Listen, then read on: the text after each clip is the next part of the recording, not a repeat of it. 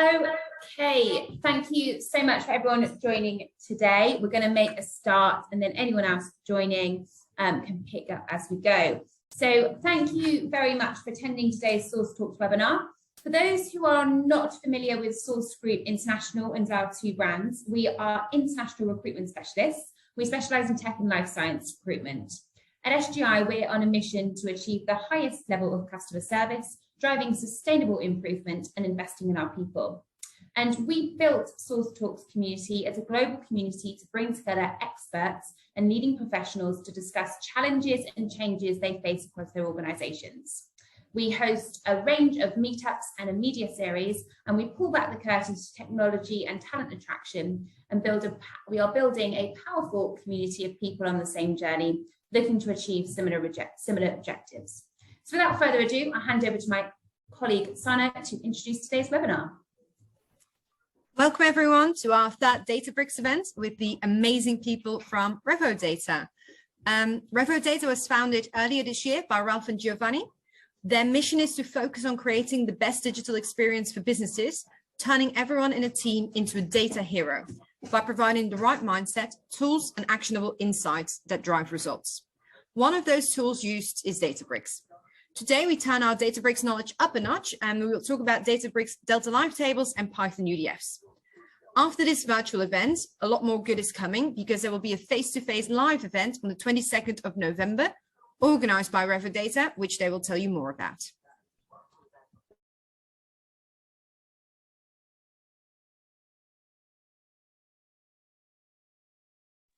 Rens, I think the floor is all yours.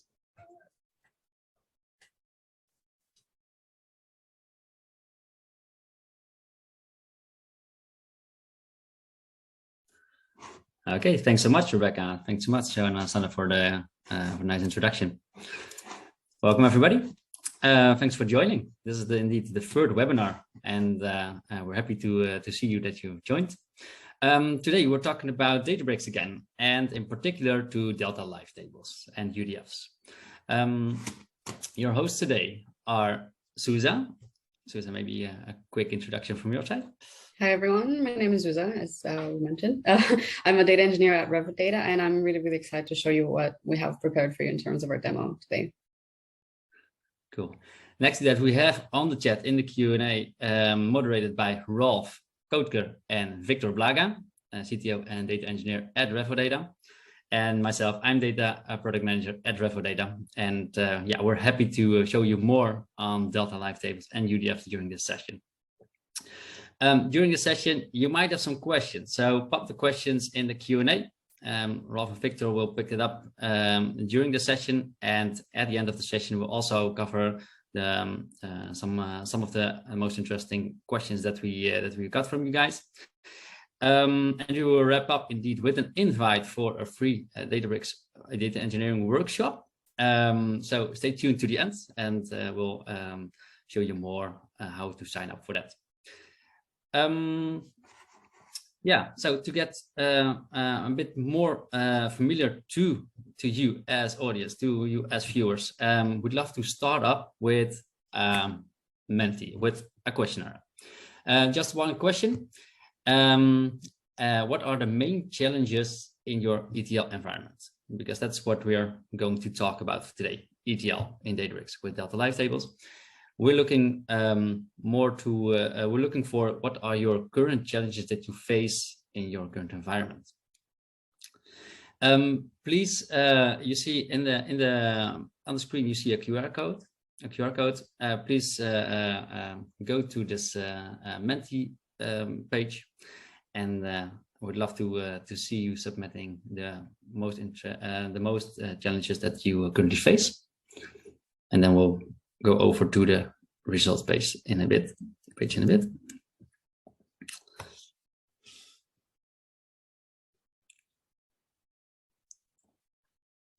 All right, we see the first results coming in.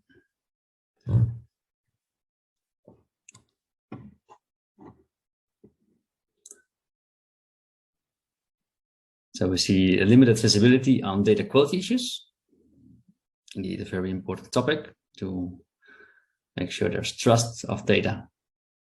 in organization. Spaghetti goats and the lack of consistency. Complex maintenance, but we've got, I think, already a winner with spaghetti goat and the lack of consistency. Yeah, can be driven by all sorts of things, but I see still some changes, by the way, as well there. Streaming is also emerging a bit, but spaghetti goat and lack of consistency, complex maintenance and support is also one. Data quality, important topic. Okay, thank you so much. Yeah, data live tables will definitely also subject as well to those challenges. So we'll be referring to these challenges as well then during the presentation when we cover that.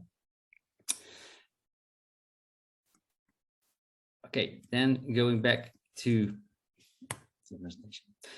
To start off, we like to recap a bit from our last session where we introduced the Delta Lake a bit more, just because it's the basis also of Delta Live tables.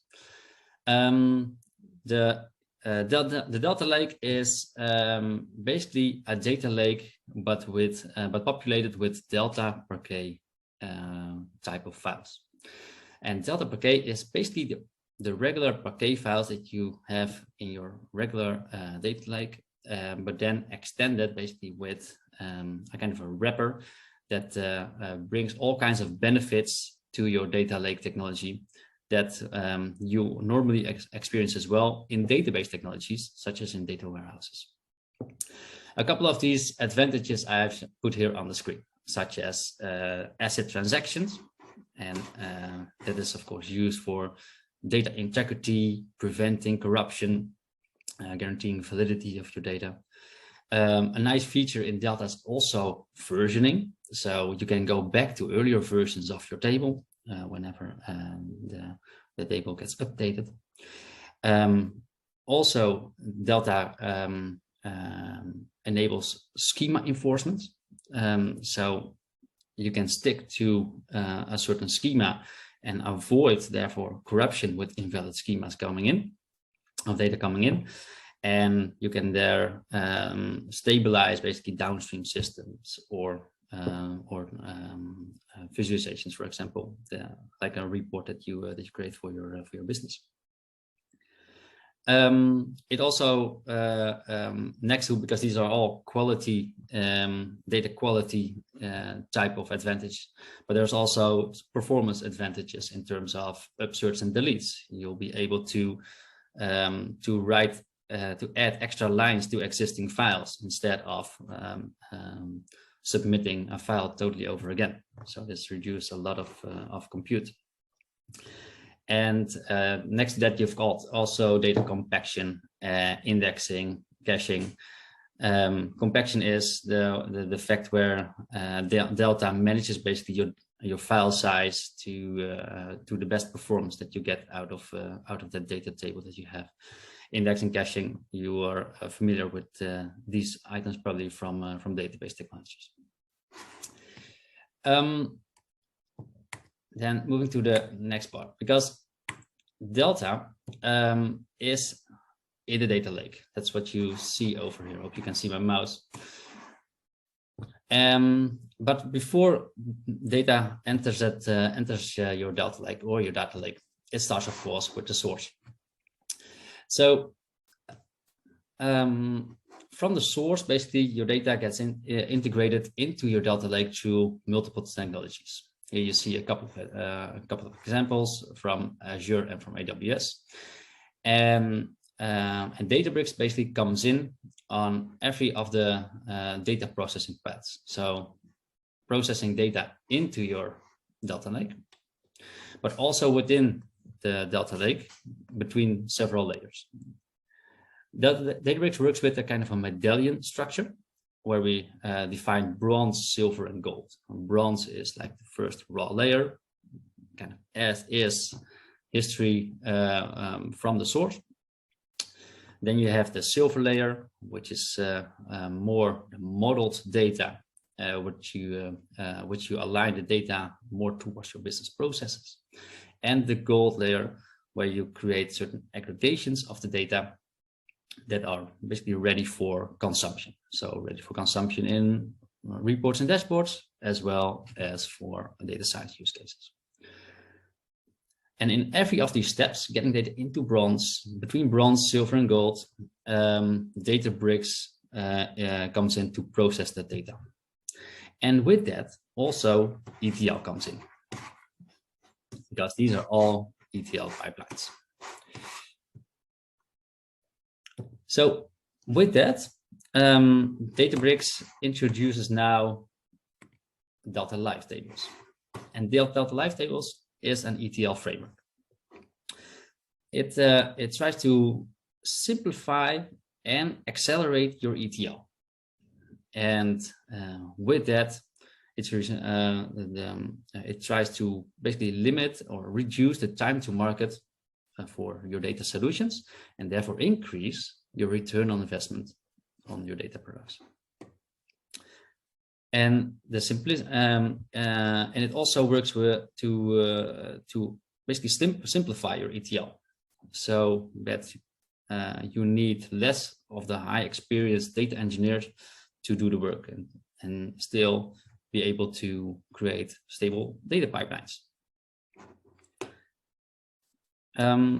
So basically, it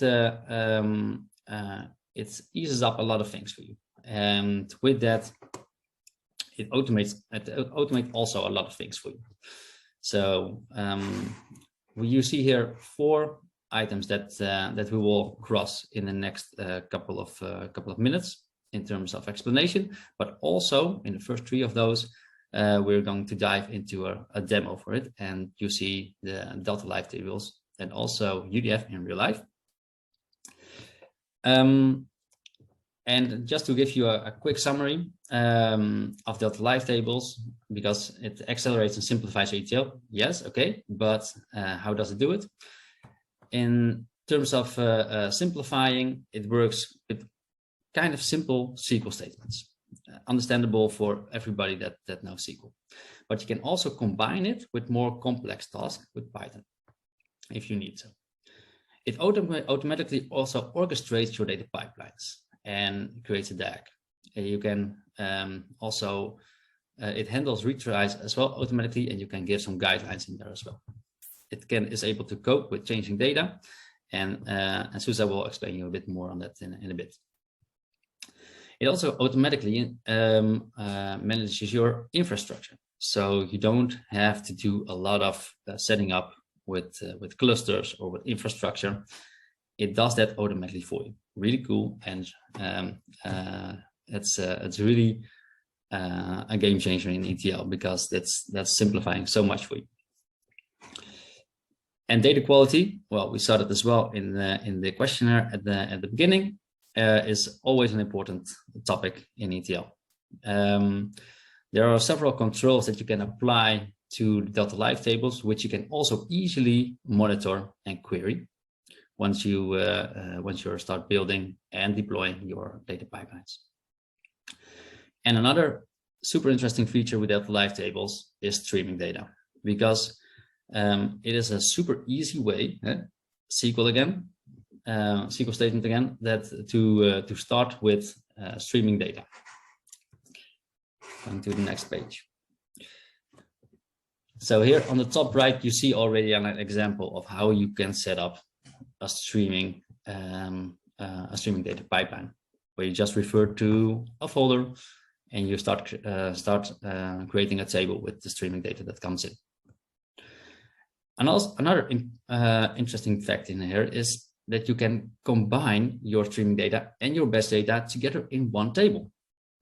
So if you, for example, have in a larger organization 2 point of sale systems, where one of them, like old fashioned, have the data dumped at 12 o'clock at night, you can also combine that data together with, for example, another point of sale system that has more event-based data delivery, and putting messages in your data lake. And you can combine both of these sources into one table and keep it near real time. And you can also use that across this medallion structure, also from silver to gold, aggregate the live data to optimize it for your reports and visualizations, and for your data science use cases. Really interesting. Another feature that's also coming up is change data capture. That's already in public preview and in GA soon. And this basically helps you to store every change that happened in your database directly into your lakehouse, and supports it with Delta Live tables. Now going over to the other 3 items, and therefore I'm inviting you, Susa, to explain more about the ETL. Yep, thank you, Rens, and I'll take over now. So Delta Live tables, or we'll refer to it a lot as DLT, as a framework and technology, is aimed at accelerating your ELT development on the lakehouse. Though there are many approaches to this enabled through DLT, some key features are allowing for incremental and efficient processing of new data files with autoloader, schema inference, schema evolution for Spark supported file formats. And in those cases, you would have it where the schema evolves along, changes happening won't break pipelines, and they are captured in the data properly during execution. And then if we jump into how Delta Live tables are built to automatically manage your infrastructure, Rens, the next step, please, thank you. DLT does this very briefly, and we'll have a look at it specifically, so we'll just say it briefly now.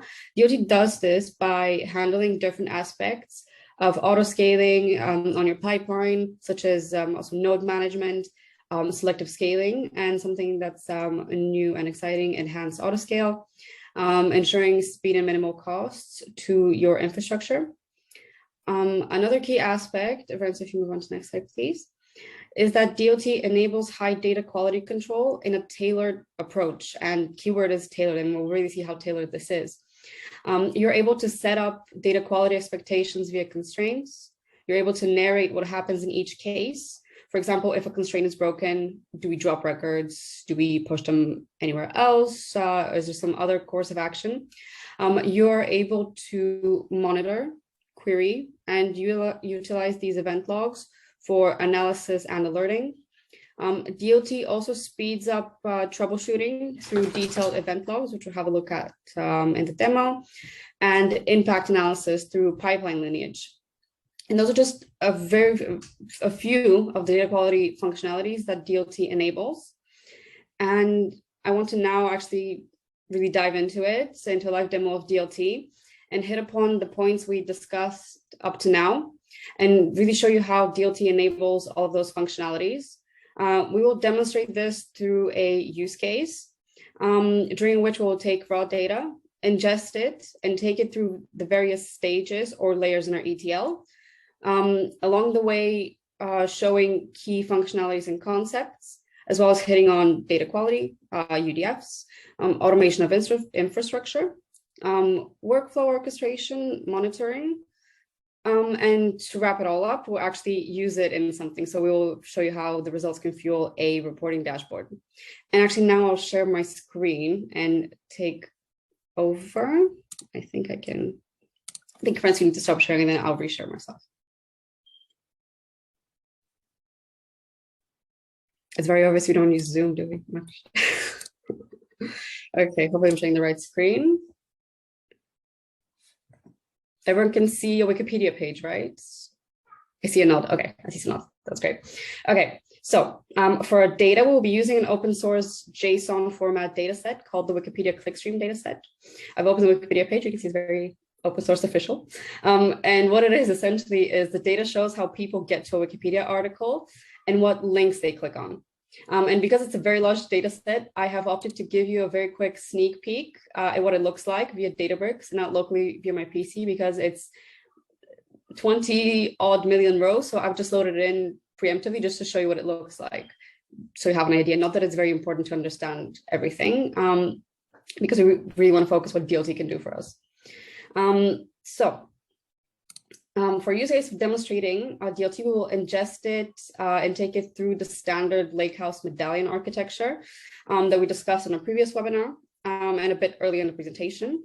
But to recap, there are 3 layers, and they are most commonly referred to as bronze, silver, and gold. And each builds on top of the previous one, and we'll demonstrate just how. And as we take it through these layers, we will ingest, transform, clean, augment the data, and aggregate specific metrics, which will be used for business level reporting. DLT enables us to automatically manage the infrastructure and flow of that process, and we'll have a look exactly how. But I also do want to note that both Python and SQL syntax are supported for DLT workflows. This notebook is SQL because SQL is a bit lighter on the eye when it comes to leading an audience, for example, through code, but this exact code can be written in Python, and I will show you the 2 versions in a bit. And I also do want to note that the streamlined simple syntax that DLT uses is slightly different than the usual Python SQL one. So you have specific keywords, you have specific libraries, for example, in Python, but we won't focus on that too much, rather the logic of it. We will also look through the code first before diving into the actual DLT UI. So I will explain what we want to do. And also note, this style of code does not run here in the notebook. The DLT code is specific, so we run the notebook on a pipeline in the UI later. So it's a very specific thing, but yeah, it is how it works. So as a start, we will define a bronze table called bronze clickstream, and we directly ingest our raw data into it.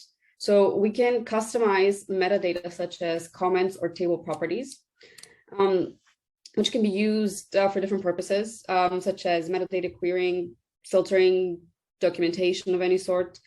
This specific data set is one that Databricks provide themselves. There's no need for me to import anything specifically. It can be imported here directly. But in general, once data lands in Databricks, for example, via a mount to your cloud storage location, with the correct file path to it, Spark supported file types such as JSON, Avro, Parquet are very easily imported as shown. It's literally a row. And so that covers bronze. We're just ingesting the data. If we move on to silver, let me just center that a little bit. Silver, here we want to clean our data and set data quality expectations in order to have the data ready for business level aggregations later on. Here's where we can actually utilize a powerful tool, and a topic of this webinar. We can use a powerful tool to transform our data, namely user-defined functions or UDFs. And so what is a UDF? A UDF is a simple means for a user to extend the native capabilities of Apache Spark, SQL, or Python. It is essentially a custom function that can be registered and used within other code to allow for certain types of data transformations or processing based on your specific use case. So it's very flexible. And in Databricks, actually, there is built-in support for SQL UDFs since I think September 2021, when runtime 9.1 came out, and it is a public preview. This feature allows essentially users to register custom combinations of SQL logic as functions in a database, which is a bit different than the Python UDFs.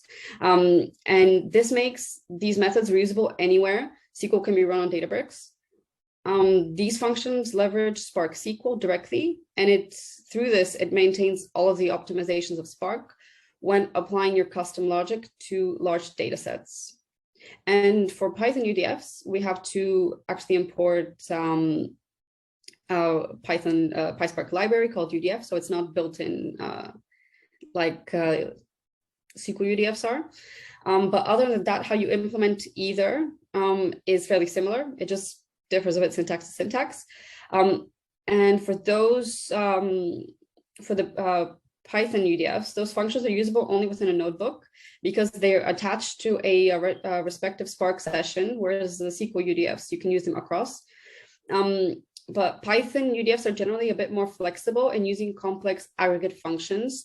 So you have different functionalities there that you can explore. So there are pros and cons to both. It just really depends what your use case is and what you want out of your out of this process for your data. For this specific use case, we'll implement a UDF that will pass over click counts of the data and return a 0 if it sees a null, because I don't want my expectations later on to break.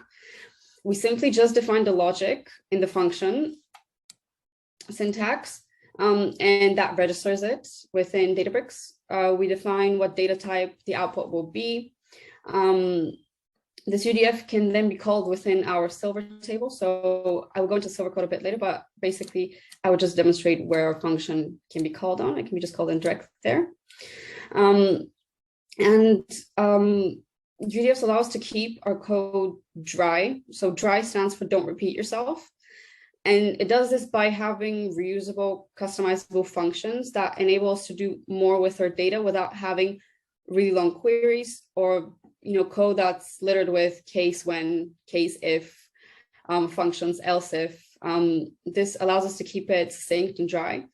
In this use case, we're using a very simple UDF just for the purpose of demonstration. But in the case of having, say, multiple silver tables and then having even more gold tables on top of that with complex logic linking them, having recyclable UDFs like this that encapsulate complex logic are very powerful and can allow, for a lot more, how to say, dynamicness in your code. Is that or is it dynamicity? My English today. And then on the topic of powerful, actually, let's talk about expectations and data quality. So through Delta Live tables, we can easily set up data quality checks. Being able to do this with a few lines of code as part of building up the table as the data comes in, and then to actually capture the outcome of those expectations and to be able to easily evaluate them is something key that DLT enables. And I noticed that in the beginning in the Menti, that was a topic that is quite big, use case to use case. And so here I'll just give you a simple example. So for our use case, we'll set 3 expectations right at the beginning when we're defining the table, our silver table, silver clickstream. My expectations are as follows. I want to essentially expect all records to have a page ID and title. I am expecting click counts to be more than 0, otherwise halt the pipeline execution. So something would be wrong in that case. And I also want to drop rows whose title starts with an exclamation point. So specific to my data, I know there's some titles coming in that have exclamation points that might break any models, for example, or any dashboards I have further along further downstream. And later we will see how we can see the results of these expectations, how they affect our pipeline directly. Lastly, for this table, before the process of cleaning, we will cast certain data types for a few columns and rename them to something that is usable for us. This forms our silver table with cleaned and transformed data. And from the clean data, then we can create business level or gold aggregates. So for this demo, we will create 2 gold tables. One will aggregate the top 10 most clicked pages that link to a Wikipedia page, the Wikipedia page on Apache Spark, very thematic for us. And the other will aggregate the top 50 pages by total clicks. At this stage, we're just pulling through and aggregating clean data directly from the previous layer. So we can just directly use what we've done, and we're not concerned whether the data quality is impacted because we handled that at the previous step. We are also sure that that was covered by the constraints, and we're just safe to use the data as is. So this is the code, and I very quickly want to compare it to Python. So if I just put them side by side, so the exact same process is possible in Python. So I would just very quickly scroll through this to compare, but they do the exact same thing, and either or is usable. So for example, on the right hand side is Python. So if we just scroll through our silver table, this is the logic for the silver, same as here. That's the exact same thing. As well as for gold. We're not going too deep into it. I just want to show you the juxtaposition of the both. Yeah, it really depends what you want to do with it, and the little small intricacies that each benefits of SQL versus Python that are allowed through this. And yeah, it's entirely up to your preferences. So the Delta Live Tables UI can be found under workflows. So we just go to workflows, and this is the UI. Here you have an overview of existing DLT pipelines plus statuses of recent runs. And let's now actually create a pipeline for our DLT code and see just how streamlined the process is. And if you just click create pipeline, so you notice only a very few inputs are needed. So literally you provided a name. So let's do wiki. Oh, okay, let's do. So my keyboard was connected. Nice. Click stream demo, and then through this we can grab literally the code that we just wrote. If I grab my SQL code, and this is basically all I need to provide at this stage. So just find my mouse. Interesting things to note here actually are, for example, the storage location and the target location that are optional. The storage configuration is a path to the Databricks file system or cloud storage where tables and other metadata will be stored. If you leave this blank, Databricks will automatically generate one for you. It will, and we'll see a bit later on how. And the target location is where you specify the target database if you want to publish your table to a metastore and then use your table for any other purposes. But in the interest of time of the demo, and actually a few more points here, you can have a triggered or continuous pipeline mode. Triggered can be on a schedule. Cluster mode also. We talked about a lot of auto-scaling. Enhanced auto-scaling is here as well, which is just an improvement on the legacy auto-scaling. And you can attach a policy to it, and it's quite customizable. Yeah, in the interest of time, we have already created and ran a pipeline. And in the interest of demonstrating, we have also caused it to fail, just to show you how you can have an overview of that and remedy it. So I swear it's only because it's only for the demo that this failed. I really swear. So for example, we can directly pick up where this failed and try to fix that. So we can directly address this at this stage. And let's actually have a look of a completed, so one that ran perfectly. And I want to actually direct you to some parts of the UI. So some noteworthy parts include permissions. So who can do what with this DLT pipeline settings. So we can go back to those initial settings that we saw. We can change a few except the location. So here it's generated a location for me. We have also set this to publish to the default metastore, so we can use those tables later on. But you can change things from here. And then something also interesting are the development and production modes. You can optimize pipeline execution by switching between these. And we won't go too much into it, but the key differences between them are that basically it's to do with reusing versus restarting a cluster. For example, for specific recoverable errors, including memory leaks, stale credentials. And another difference is whether it will retry an execution in the event of specific errors, or whether it will just shut down and give you give you a red flag. But the default is in development. And also on the side, you have a panel. You can explore some basic things for that.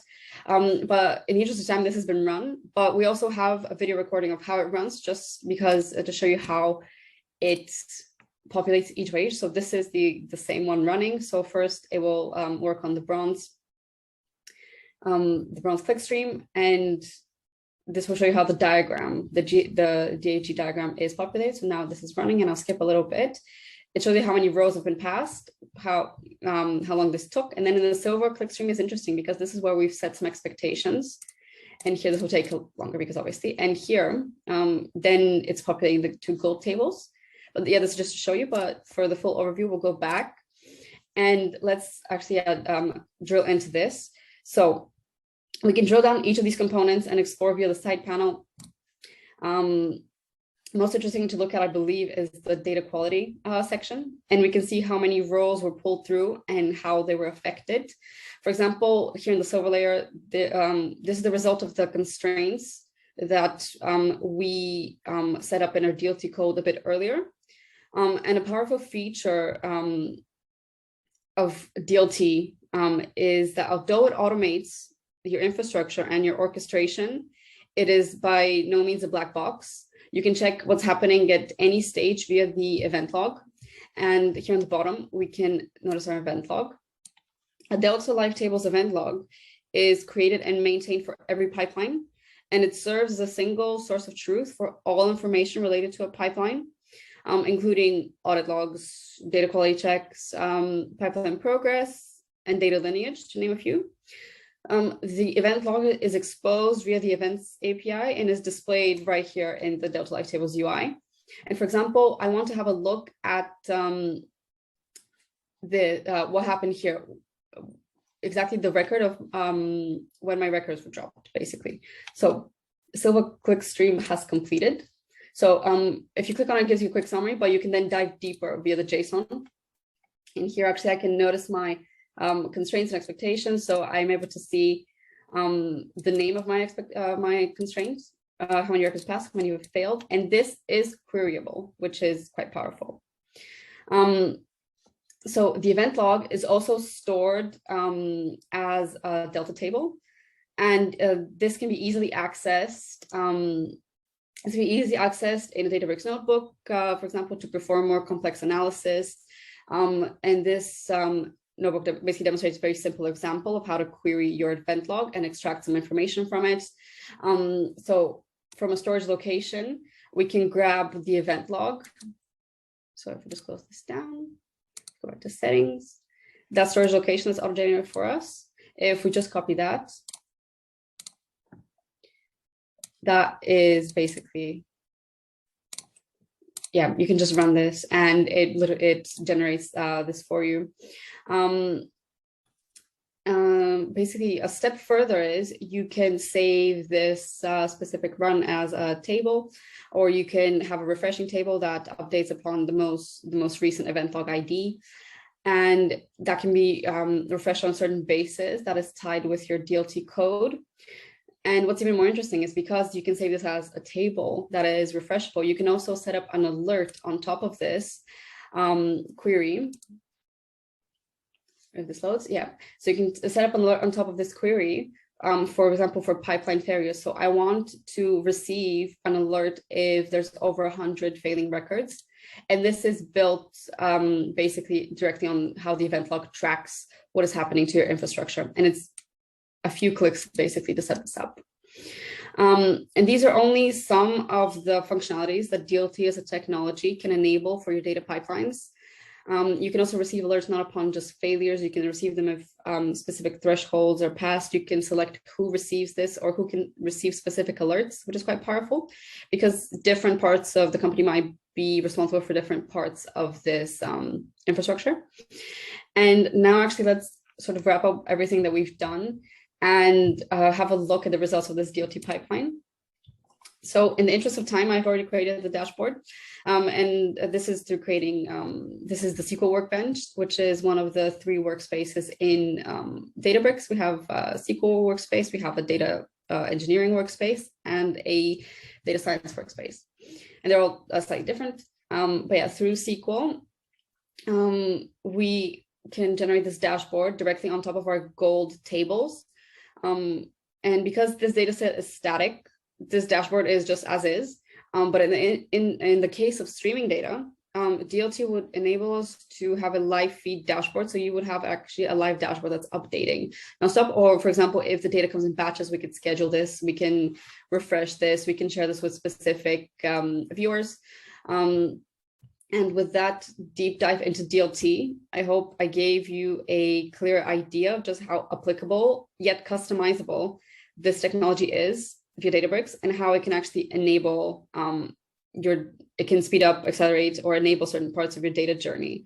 And with that, actually, I want to pass back to Rens for further steps and considerations when it comes to DLT. And I'll just unshare my screen wherever the control panel is. Thanks, Suzanne. No worries. I'll start sharing my screen again.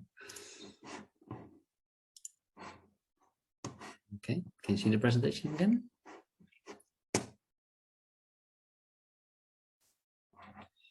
Okay, thanks so much, Suzanne. Yeah, so basically what you saw is that it's super easy to set up an ETL pipeline. You can just use plain simple SQL for that. Due to its simplicity, you can also avoid like spaghetti code and inconsistencies. And also, due to the speed of it, it's also you're able to reduce your time to market. I see that I'm not sharing anything at this moment. Let me see if I can put up my screen again.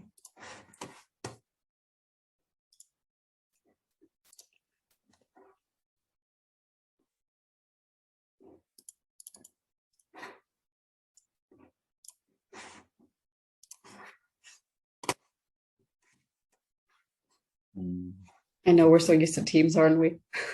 Yeah, I love Teams. This could be a whole other webinar. Oh, there it is. Yeah. Team supremacy. I forgot to press the share button. Now it's good, right? I think, right? Yeah. Okay. Yeah. Okay. Awesome. So, but yeah, and you saw also a bit more on data quality, of course, how you can deal with it, what possibilities it brings, and also how you easily can monitor your data pipelines, put alerting on it, basically set up also your maintenance and support around it.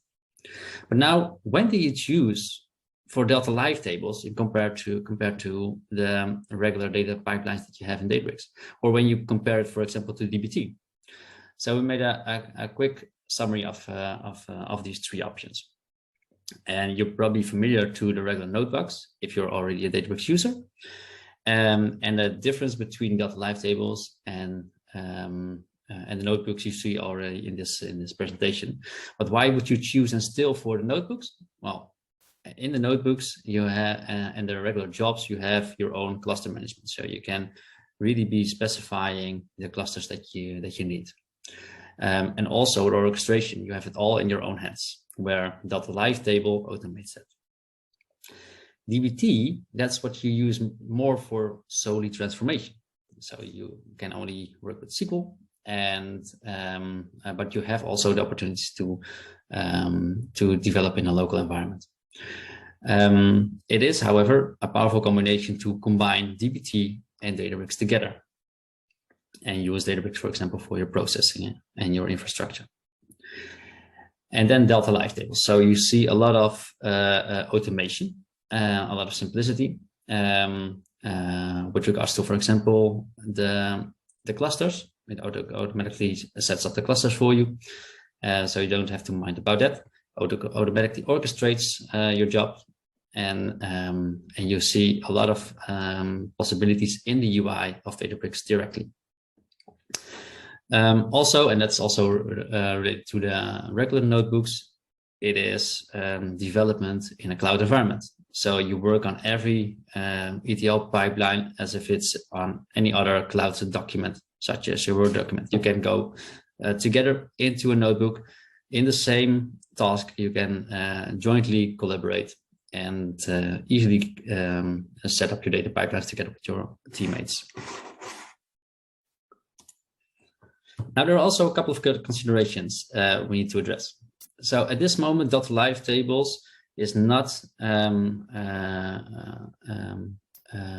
supported by Unity Catalog. So if you already started with Unity Catalog, then you will face difficulties with deploying Delta Live tables to Unity. We tried.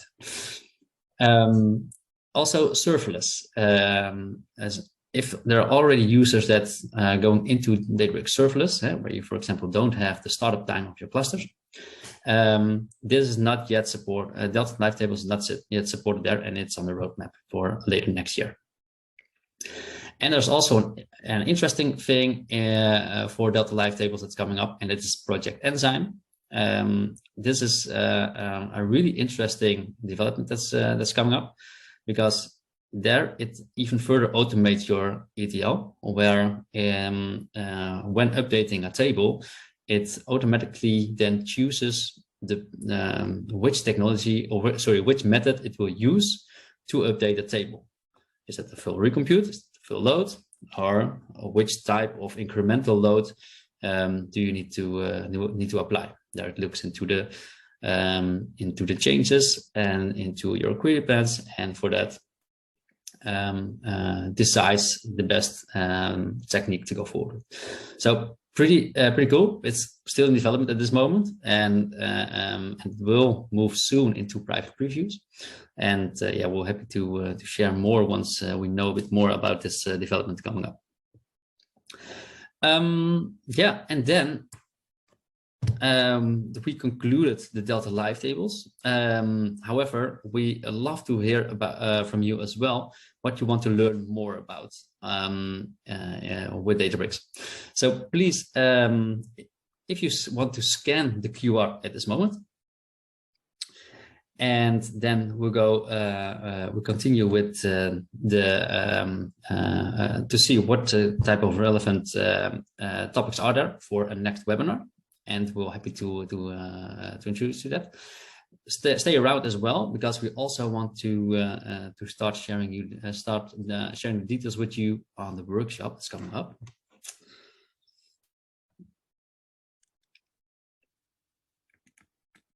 Then I'll open it up.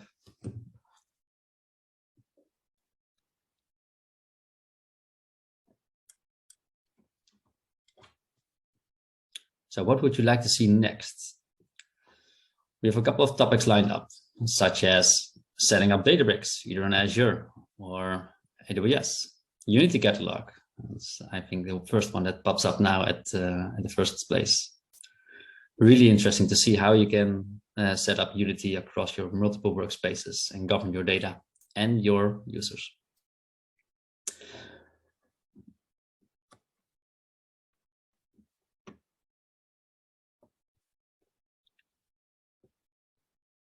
Okay, I see some more results coming as well. You can complete this while I'll moving on with as well the presentation.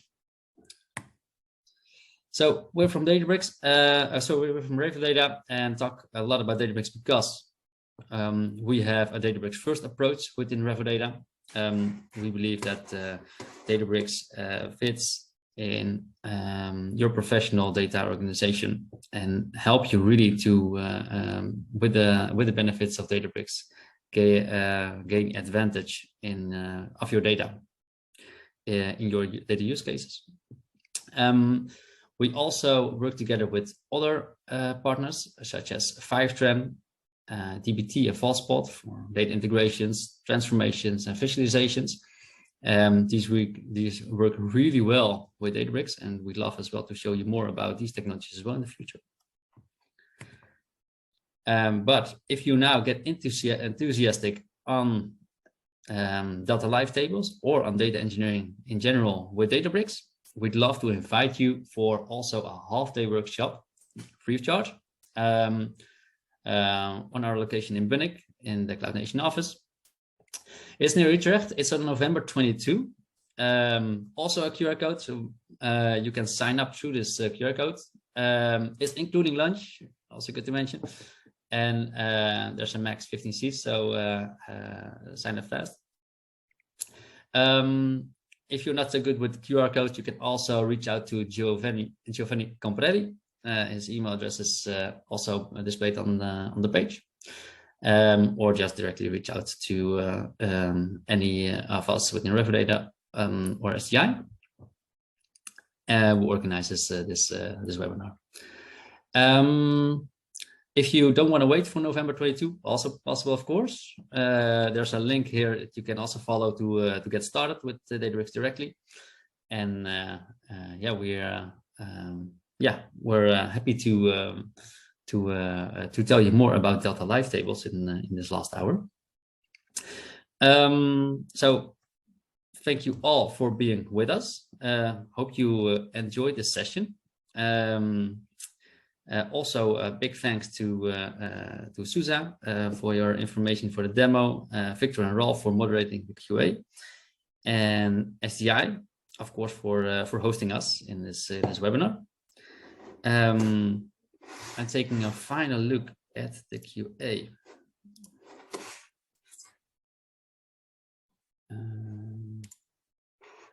I don't see open questions there. So many thanks for being with us, and we wish you a great day and hope to see you soon in the next webinar.